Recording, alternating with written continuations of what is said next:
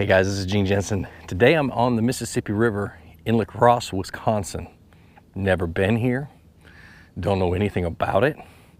Just stopped in the road and I said, you know what? I'm gonna take a day and go out and fish the river. I never even fished the Mississippi River, so stay tuned, let's see what happens. All right, so real quick, let's go through the mental process of figuring fish out in this on this river. First of all, largemouth bass don't like current, so they're not going to be sitting in the middle of the current. They may be off to the edge of the current if the water conditions are ideal.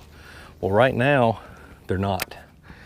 They've had a lot of rain the last several weeks, and so the river is just muddy, blown out muddy. So you get way back up in these sloughs, and you're searching for the cleanest water that you can find.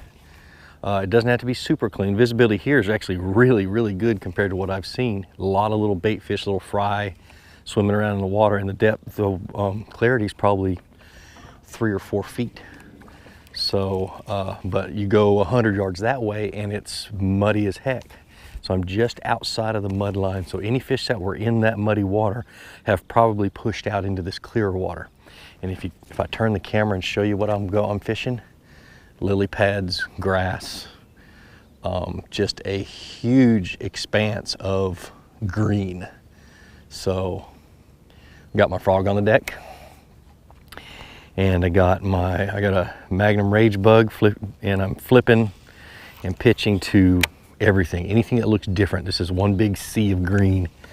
So anything that looks different, I'm really paying attention to the grass.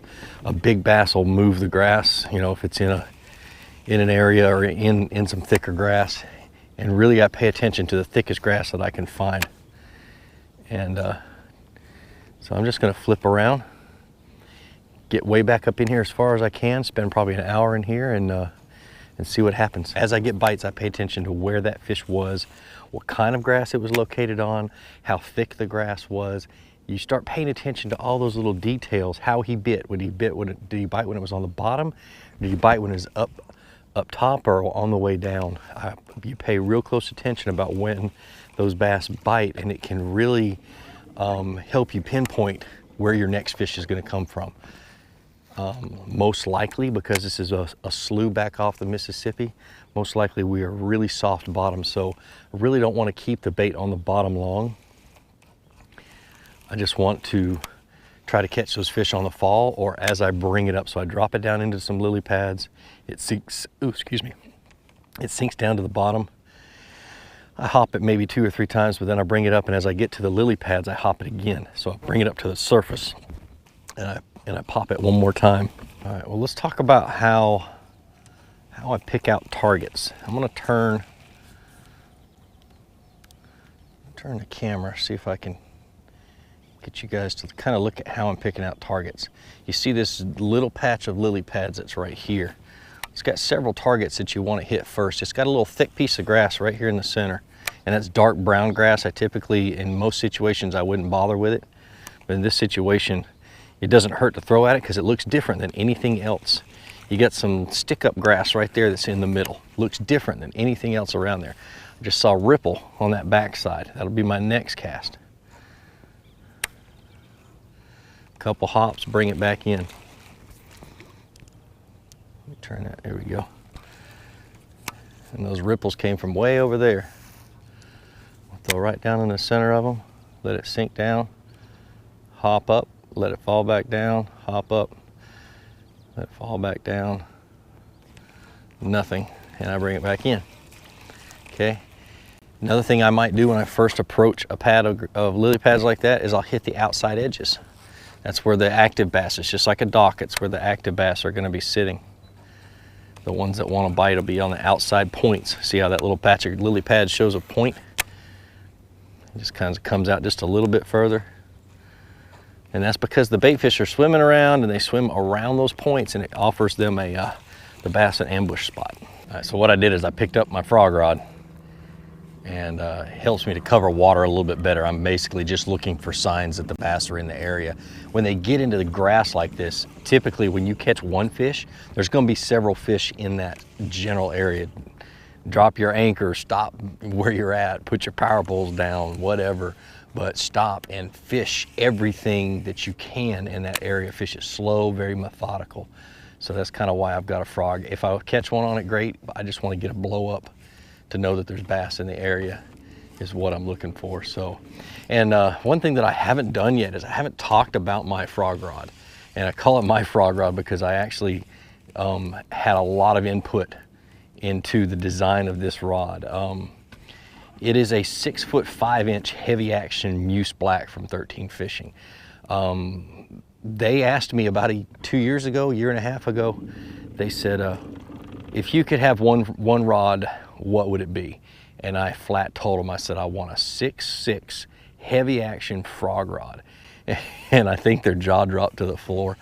But, you know, and that's kind of a video I've been promising to do for a long time, is just to talk about it. And I'll do another one about it, but I want to put it, I just kind of want to tell you guys about it because I'm fishing it. But the reason I want a 6'6", 6'5" frog rod is because I love to walk a hollow body frog, a spro frog, whatever. I love to walk a hollow body frog. And just from physics alone, it is difficult, much more difficult to walk a frog with a longer rod than it is with a shorter rod, mainly because you have to move that rod tip such a short distance. The longer the rod, the less that you have, the less play you have in your hand. So with a long rod, you literally have to go tap, tap, tap, tap, tap, and it's so hard to do that slight little motion and keep it in rhythm for a lot of people. If you go to a shorter rod, you can get away with more movement with your hand and you can keep a better rhythm and get a better walk. It's just a lot easier. That was the biggest reason. And the second, and so when I had them design it, I said, I want to have it short. I want to have it a heavy, heavy backbone, but I want to have it have a lot of tip.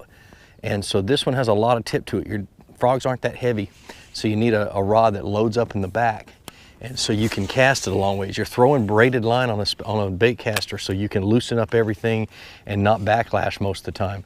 So that's really the thought behind it. One of the things that I've had to get used to is the short butt on this thing. Look at it, it's only, what, 8 inches?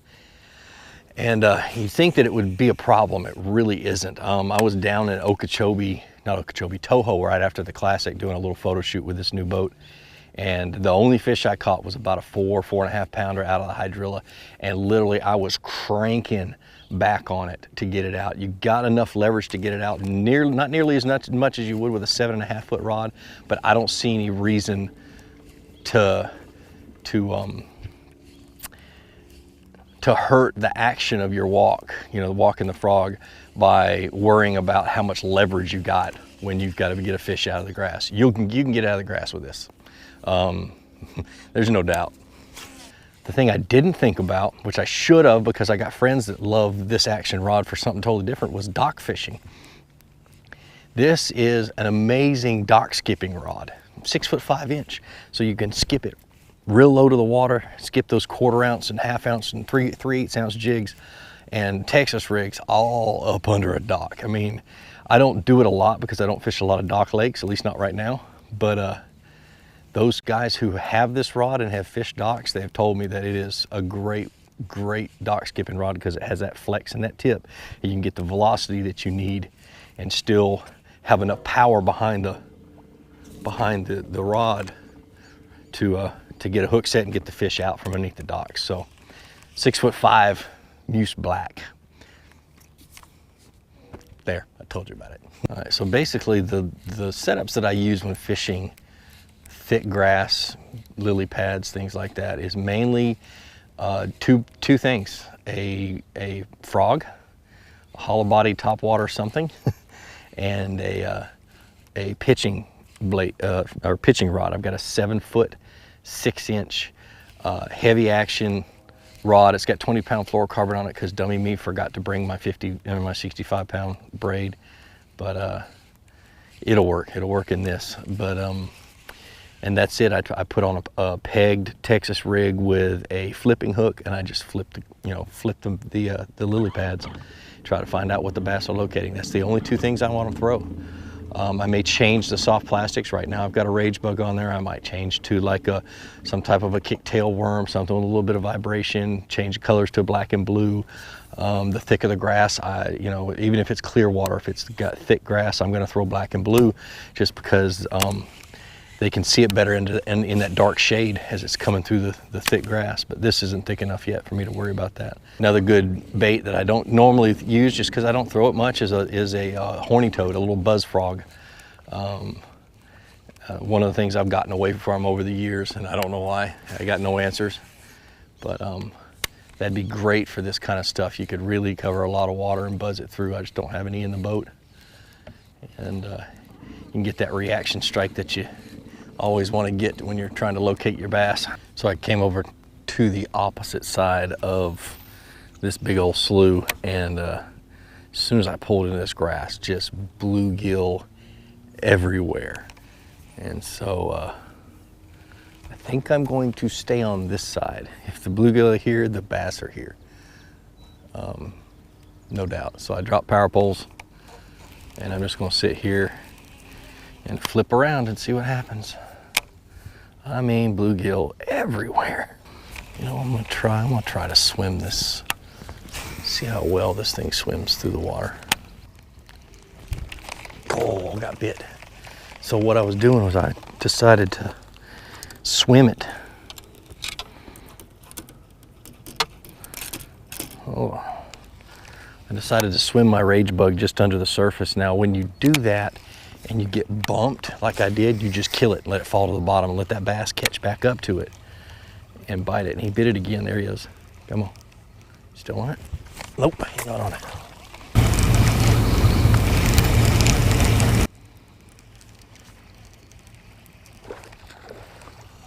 Oh, that, my friends, was a northern pike. And I no longer have my bait on. It's amazing the difference between this side and that side. You sit here and you know, of course I pulled in and saw bluegill everywhere, but you hear them too. You hear pop, pop. It sounds like little popcorn popping, you know, snapping all over the place. Just all the life is right here on this side. It's not on that side. So just eliminated a lot of water. Yeah, this is a prime example of taking something I've already got tied on and fishing it a totally different way than what I had planned to. And that's another pike. Let go. There we go.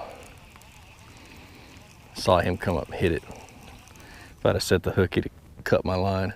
Good. All right. So it looks like the majority of the sound and the action is on this outside grass. It's not, you know, you got the bank there. It's not that thicker grass, at least not yet. I've seen most of it out here. The wind's blowing into this side. It's got a little current flowing through it. There we go. Got one.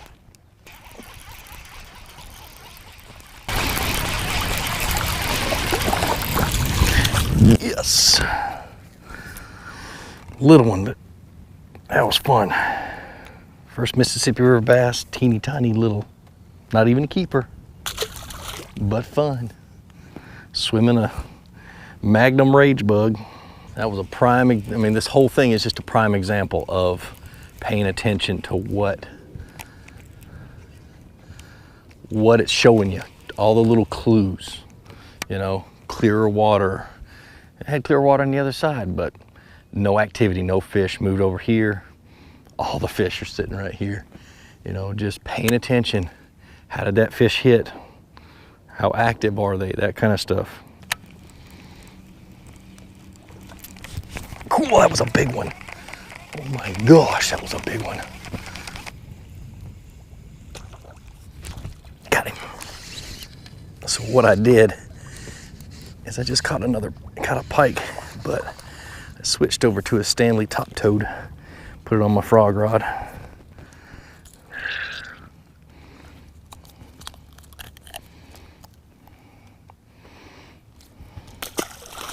Figure they're in the mood to chase and I'm less likely to cut off. Well, I don't know, they'll cut braid just as easy as they will anything else, but Stanley top toad, I remembered I had them in the box. I had totally forgotten.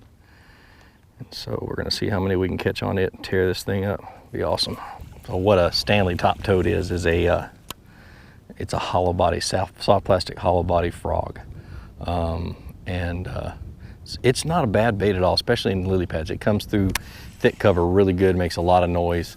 And the bass love it. They eat it, especially when they're in this kind of a mood to chase these horny toad type baits. And so I figured out how to catch fish. I've got fish here. They're just mostly northern pike, but I'm not used to that. But man, I hope I catch a big one.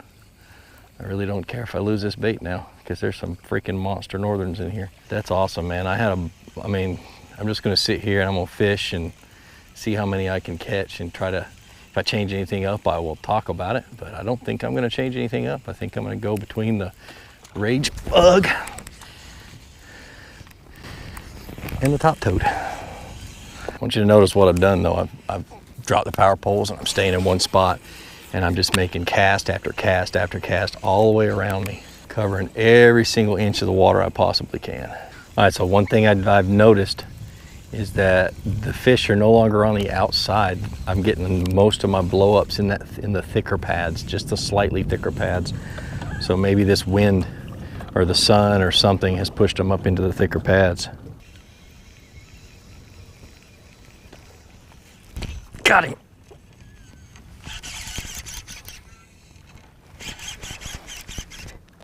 Oh, it's a good one too. See what I mean about this rod, guys? Getting him out of the grass is no problem. Nice. And that's how I figure them out on the Mississippi River in Crosse, Wisconsin. Freaking stud. See if I can catch some more. But like I say, but guys, be sure to introduce somebody to fishing.